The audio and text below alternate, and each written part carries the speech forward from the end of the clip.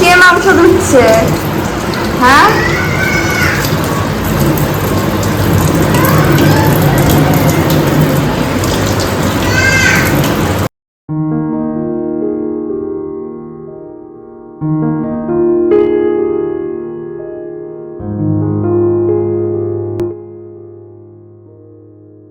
Hello বন্ধুরা, তোমরা সকলে কেমন আছো? আমরাও ভালো আছি। আশা করি তোমরা সকলে খুব খুব ভালো আছো। আর এখন থেকেই তোমাদেরকে সাথে নিয়ে আজকের ব্লগটা শুরু করলাম। দেখো, সকাল সকাল ঘুম থেকে উঠে পড়েছি, আর আগের দিন রাত্রির বেলায় কিছু জামা কাপড় ধুয়ে রেখেছিলাম, তো সেগুলোই এখন মেলে দিচ্ছি। সকাল সকাল না মেললে কি বলতো, জামা কাপড়গুলো শুকোবে না। কারণ ওয়েদারটা দেখছি কখনো মেঘ করেছে, আবার কখনো দেখছি সূর্য উঠছে, মানে রোদ উঠেছে। আর এদিকে সকাল সকাল ভাতটা বসিয়ে দিলাম। কি বলতো, আজকে ঠিক করেছি তাড়াতাড়ি রান্না বান্না সেরে একটু বাজারে যাব, মেয়ের জন্য কিছু টুকিটাকি কিনতে। কারণ আগামী দিন হচ্ছে আমি কাকা শ্বশুরের বাড়ি চলে যাবো, তো সেই দিকে শুনেছি নাকি বেশ ভালোই গরম, আর মেয়ের তো ঘরে পড়ার ওই টেপ জামা মতন ফ্রক নেই, তো সেগুলোই দেখি একটু বাজারে কিনতে যাব। আর এই মুহূর্তে দোকানটা বন্ধই রেখেছি, তা বাইরে গরম দেখে আগে একটু গ্লুকন ডিটা গুলে খেয়ে নিই।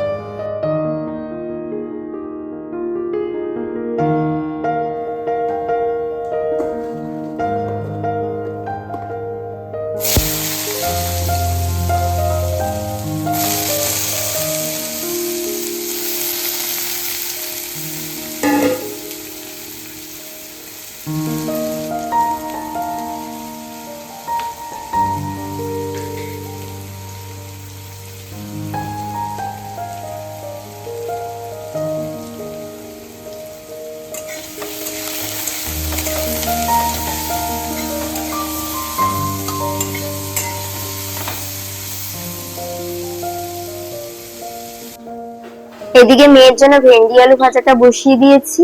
আর আজ জানো তো, তোমাদের দাদা ভাই একটু চিকেন নিয়ে এসেছে, তাই ঠাকুরপোকে বললাম একটু চিকেনটা আমার ভালো করে ধুয়ে দে বাবা। আমি সমস্ত মশলা করে রেখেছি, শুধু চিকেনটা ধুলেই বসিয়ে দেব।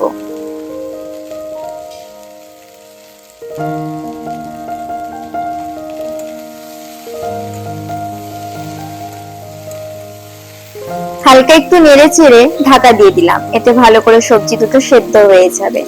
তা সেই ফাঁকে মেয়ের জন্য সকালে দুটো ডিম সিদ্ধ দিয়েছিলাম, সেটা এখন ছাড়িয়ে দিই। ওর বড্ড দেখে খিদে পেয়েছে। তা ভাতটা এখনো হয়নি, আস্তে আস্তে হচ্ছে। ভাত আর ভাজাটা হয়ে গেলেই ওকে ভাতটা খাইয়ে দেব। আর জানো তো, বহু বছর গ্রামের বাড়িতে যাই না, তাই আমার ঠাকুরপো আমাকে নিতে এসেছে। আমার শ্বশুর বাড়ির আদি ভিটেই হচ্ছে চাকদায়। ভীষণই সুন্দর একটা জায়গা, নদিয়া ডিস্ট্রিক্টে পড়ে। ভীষণ ভাবে মিসও করি।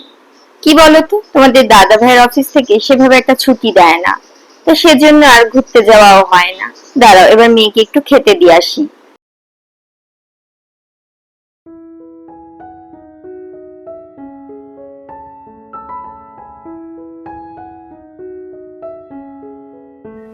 মাংসটা সমস্ত কিছু দিয়ে ভালো করে ম্যারিনেট করে রেখেছিলাম ওই 8 ঘন্টা মতন। আর গরম তেলে গোটা গরম মশলা ফোড়ন দিলাম। ঢাকা দিলাম কিসের জন্য বলতো, ওই লং আর এলাচটা না মাঝে মধ্যে ফোটে। আর আমি যেহেতু তাড়াহুড়ার মধ্যে রান্না বান্না করি, তো সেক্ষেত্রে না আমার কাছে অত সময় নেই যে একটু শিলনোড়া দিয়ে থেতো করে দেব। তাই সেজন্য একটু ঢাকা দিয়ে দিলাম, নয়তো গা হাত পায়ে ছিটলে তো সে একাকার হয়ে যাবে। তো এই যে সমস্ত কিছু দিয়ে ম্যারিনেট করে রাখা মাংস এখন গরম তেলে দিয়ে ভালো করে কষিয়ে নেব। তো দেখছি একটু হলুদ আর একটু লবণটা কম পড়ছে, তা সেজন্য দিয়ে নিলাম। আর মাঝে মধ্যে একটু ঢাকা দিয়ে দিয়ে মাংসটা কষাবো। যেহেতু 8 ঘন্টা মতন ম্যারিনেট করে রাখা ছিল, তা সেক্ষেত্রে মাংস থেকে কিন্তু প্রচুর জল ছাড়বে।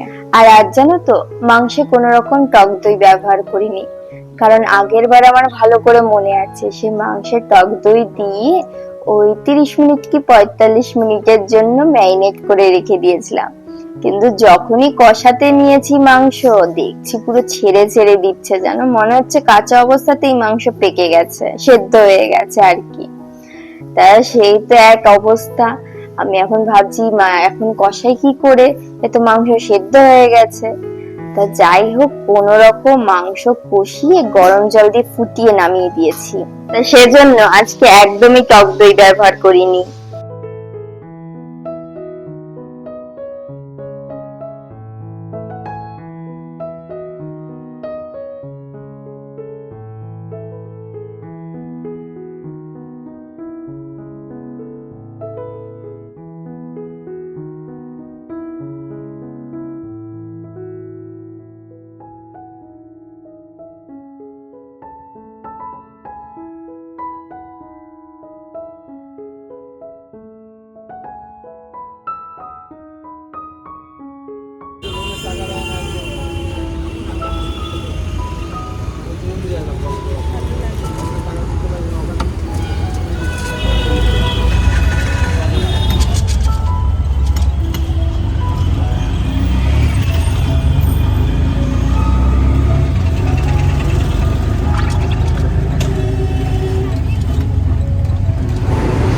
এই যে আমরা এইমাত্র বাড়িতে ঢুকলাম বাজার করে এসে।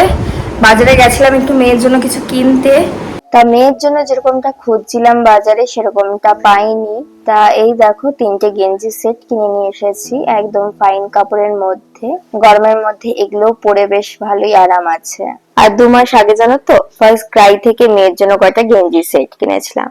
তা সেগুলো একটু মোটা ধরনের। তা ওই গেঞ্জিগুলো পরে মেয়ে অতটা কমফোর্টেবল বোধ করে না। আর আমার মনে হয় এই গরমে বাচ্চাদের আরামদায়ক জামা কাপড় পরানোই ভালো। তা বন্ধুরা, আজকে ব্লগটা যদি তোমাদের ভালো লেগে থাকে তাহলে অবশ্যই একটা লাইক করো আর কমেন্টে জানিও।